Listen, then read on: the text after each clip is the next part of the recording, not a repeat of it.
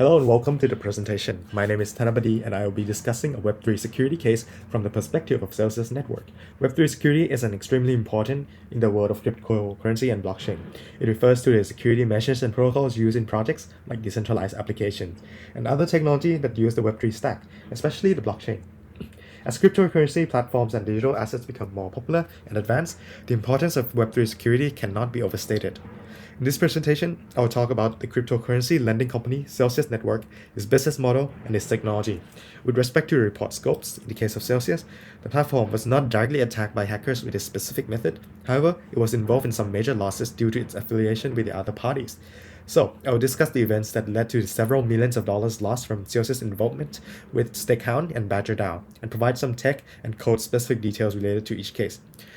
Finally, I will discuss the dire situation that Celsius ended up in and eventually led to the bankruptcy filing in July of 2022.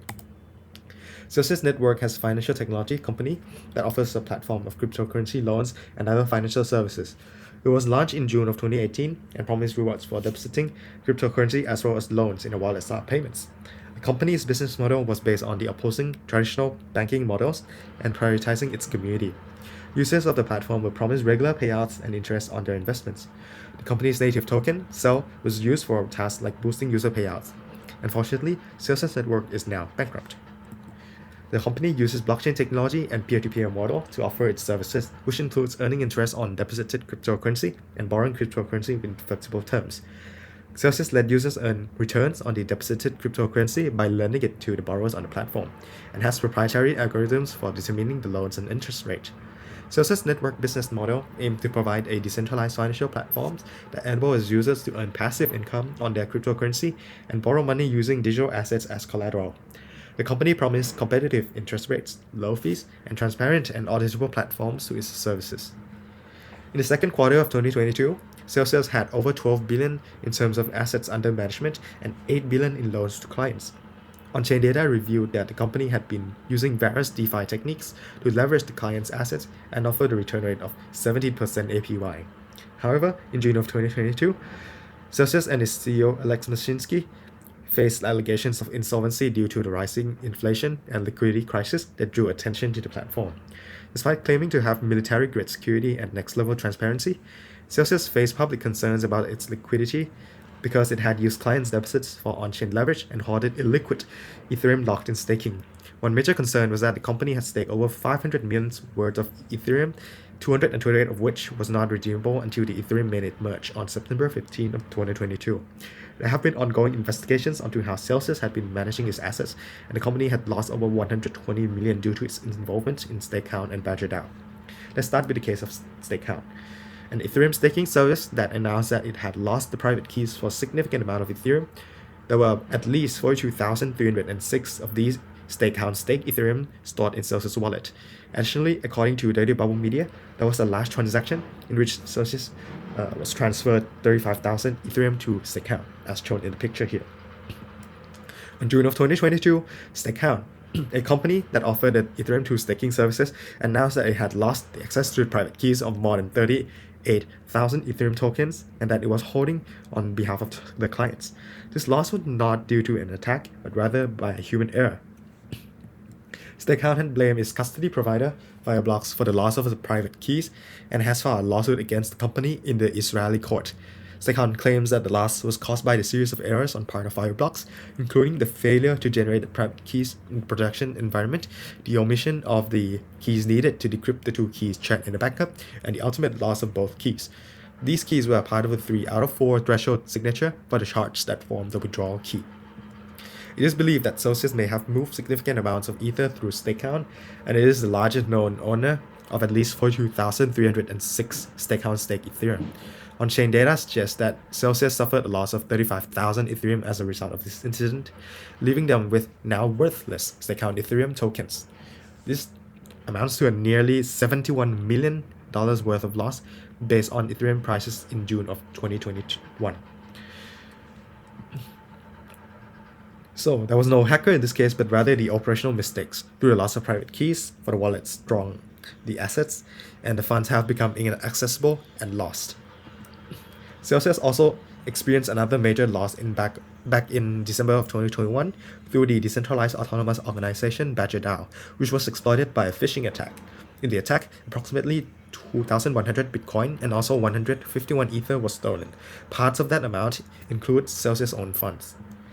There was several withdrawals from Badger DAO pool to a stranger wallet who's not the actual fund owner. The hacker knows that when the function spend a token was called, the user will be asked for approval before the transaction may happen.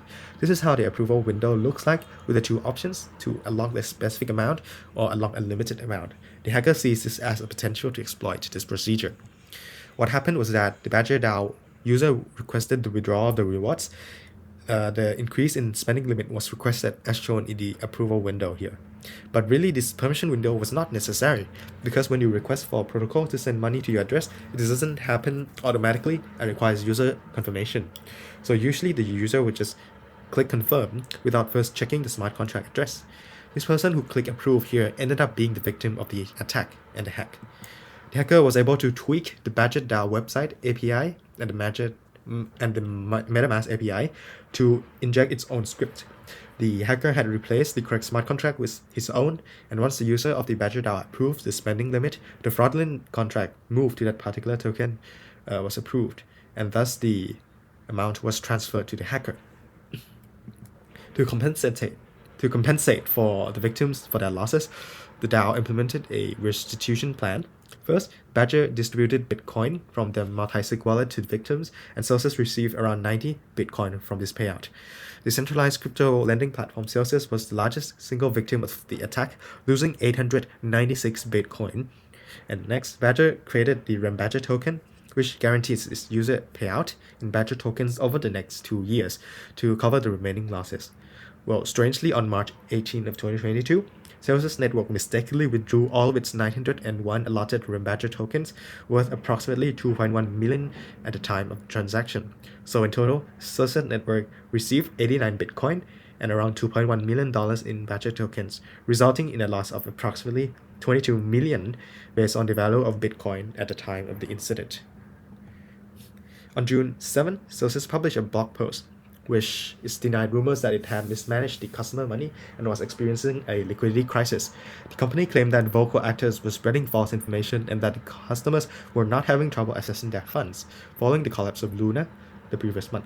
However, on June 13, the company has suspended all of its customer withdrawals from the platform, citing extreme market conditions and stating that it needs to stabilize liquidity and operation. This announcement had caused the price of Bitcoin and Ethereum to fall by 14% and 12% respectively, and caused the price of Celsius' own cell to drop by 1/3 to $0.21. The company froze customers' cash as investors rushed to withdraw their money and later filed for a Chapter 11 bankruptcy in the US, blaming the combination of its own judgment, the global crypto apocalypse, and the unfavorable media coverage for the unexpected and quick run on the bank, the event that it created. It stated that the misleading statements in traditional and social media has exacerbated the situation and eventually led to its bankruptcy. The principles of risk assessment and avoiding over-leveraging are essential in traditional banking and also important in the world of cryptocurrency. As with any financial investment, the potential for high returns come with significant risks. Decentralized financial platforms, which operated on a non-custodial basis, can help mitigate this risk by allowing users to regain control of their assets at all times. In contrast, centralized finance platforms like Celsius hold custody to the user's assets and therefore are vulnerable to cyber attacks and other risks that result in loss of the user's funds. The recent problems at Celsius, including the mistaken withdrawal of Badger, demonstrated the need for clearer and stricter regulations for CeFi platforms to prevent such unexpected human errors and the cases presented here. In some cases, I feel DeFi platforms have operated in legal gray area or have not been properly regulated, leading to the compliance and legality issues. It is important for the users of CeFi platforms to do their own research and carefully evaluate the platforms before starting to use it. Users should be aware of the risks associated with the platform of cryptocurrency platforms, and they're not insured in the same way that the traditional financial institutions are. So this concludes the presentation. Thank you very much for sticking with me. Have a nice day.